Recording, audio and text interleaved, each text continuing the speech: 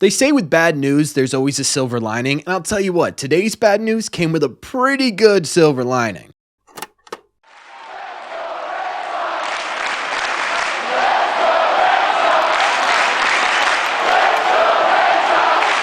What is going on, everybody? Welcome back to Red Sea Radio. My name is Corbin, and thank you very much for clicking on this video. Ladies and gentlemen, this is a video I've been waiting to make for a very long period of time. It's very unfortunate what kind of circumstances this video is being made for, but the video is being made, and that is absolutely fantastic. And you guys pretty much all already know the news by now. If you haven't heard already, a couple of hours ago, it was officially announced that the Boston Red Sox are going to be calling up their number 3 prospect, number 2 actually now with Christian Campbell officially graduated, and number 9 prospect in Major League Baseball, Marcelo Meyer. Now, we got a whole lot to go over in this video, so we're going to go over how he was called up, all the fun stuff with that, as well as what he could do for the Red Sox, and obviously what this means going forward. And let's start with how he got called up, because I think this is a pretty fun thing to talk about, right? It's always kind of cool to see how these guys end up, getting the news and stuff like that. Our first official sort of like indication that Marcelo Meyer was being called up was from our friend and beat reporter for the Worcester Red Sox, Katie, who ended up tweeting out that he was getting a ton of hugs and congratulations in the Worcester Red Sox clubhouse. He ended up, obviously, right after that, being told that he was going up to the Boston Red Sox.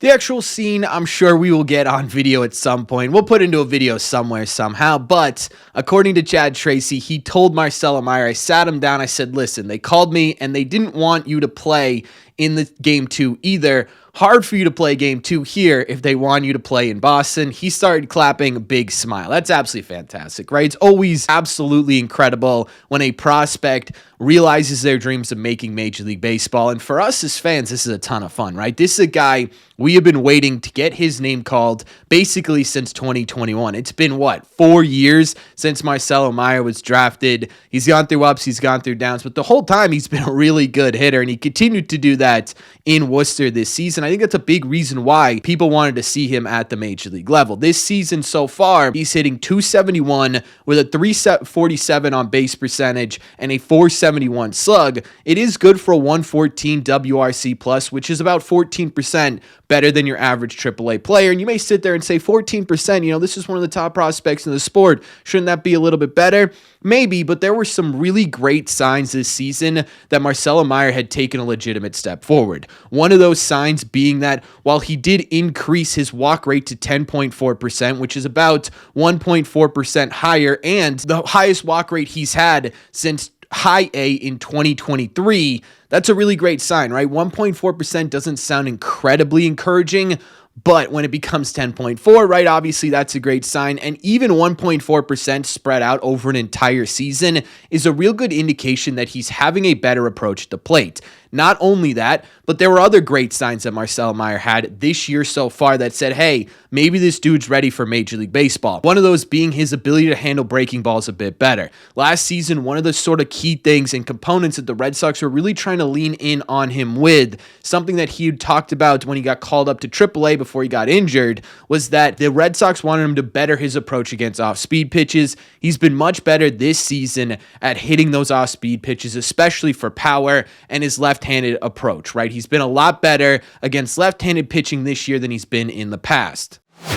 It's still not perfect, and there's still work to be done with Marcel against left-handed hitters or pitchers, but right now he's currently slashing .271 with a .300 on base percentage and a .458 slug for a .758 OPS. That, to me, is extremely serviceable, right? That shows improvements, especially when you consider last year that OPS was much, much lower. So some really great signs that Marcelo had made a whole lot of adjustments at the plate, that he had been really striving to make himself a better player, and it was paying off, right? And again, this is a guy we should be excited. I mean, I'm sitting here and I'm like, I'm not shaking with excitement, but I'm genuinely just pumped. You could always tell when I'm excited in a video because I talk a whole lot faster than I normally do, and I talk fast to begin with, but either way, I'm pumped about this. I'm sure you guys are pumped about this. Marcelo's obviously pumped about this. But what is this going to look like for the Boston Red Sox? Well, obviously, the reason he was called up here is because Alex Bregman's going to the IL. Now, we don't have official word, at least at the time of this recording,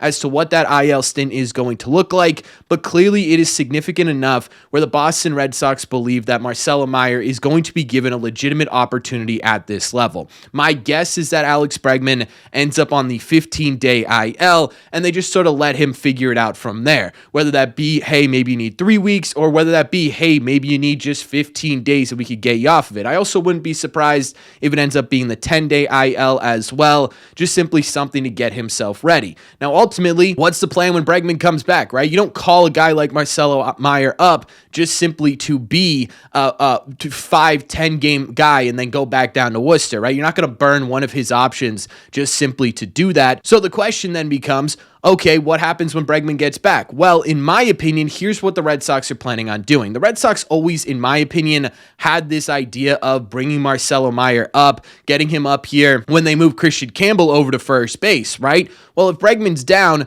Marcelo can cover third base. He doesn't have a ton of experience over at third base, but he's a really fantastic defensive shortstop, and usually that transition isn't too incredibly difficult to go over from shortstop to third base, so he can cover that while Bregman's gone, and the hope is obviously that he continues to play well enough that he sort of demands a spot on the roster, right? That he comes up here and just blows or lights the world on fire, which he's fully capable of doing, to the point where when Bregman does get healthy, the Red Sox find a way to fit both of them in the lineup.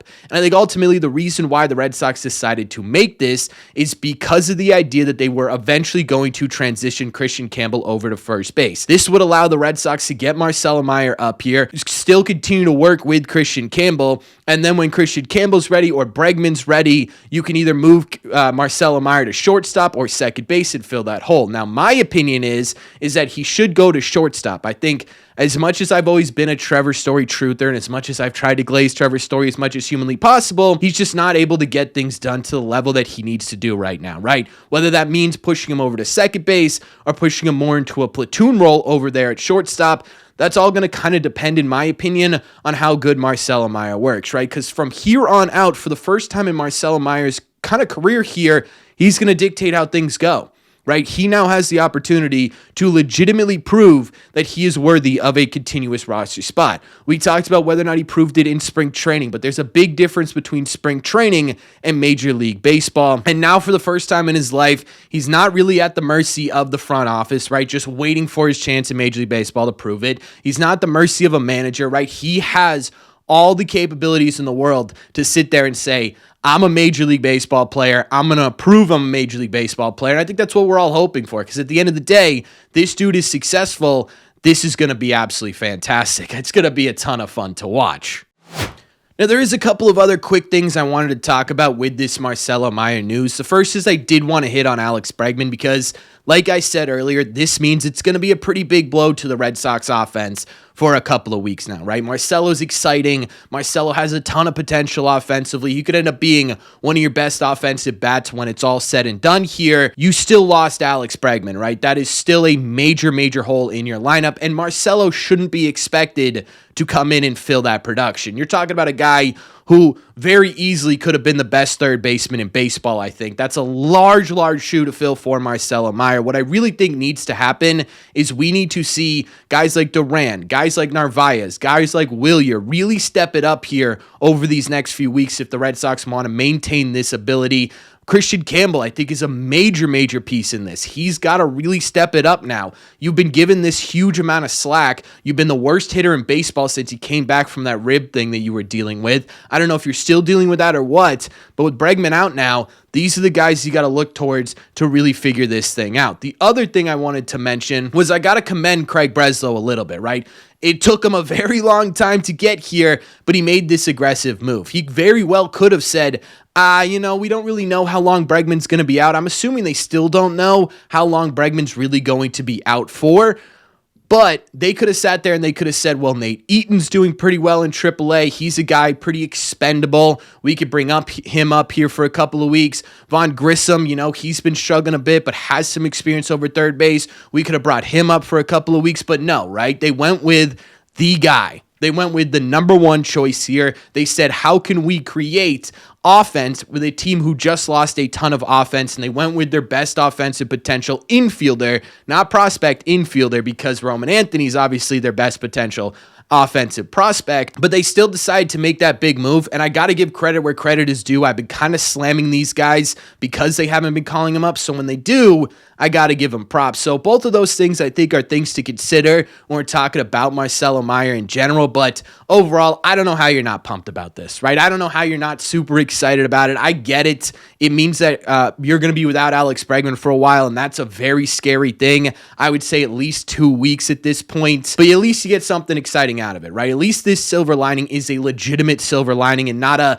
hey, the silver lining is this gives an opportunity for Christian Campbell to show up a little bit, right? Because then that's a really scary thought. At least at this point, we have something super exciting to see. Either way, I'll tell you what, the second this news came out, I bought tickets to tonight's game. I don't even know if he's starting, but I want to be there just in case he is. I'm sure a couple of you guys also did the same thing. So let me know in the comment section down below. What do you guys think about all this? What do you think about the Marcelo news? What do you think about what this means for the Red Sox? What it means for Bregman? Let me know all your thoughts down below. As always, if you made it to the end of this video, do me a favor. Make sure you guys have hit that subscribe button if you haven't already. If you're new here, we talk Red Sox content almost every single day. Also, make sure you guys have hit the like button on this video as well. It just simply helps out a ton. Best way to let me know you're enjoying the content. Don't forget, if you guys want to listen instead of watch these episodes, all you got to do is head over to your favorite podcasting app and look up Red Seat Radio. Thank you all very much for clicking on this one, and I will see you in the Red Seats.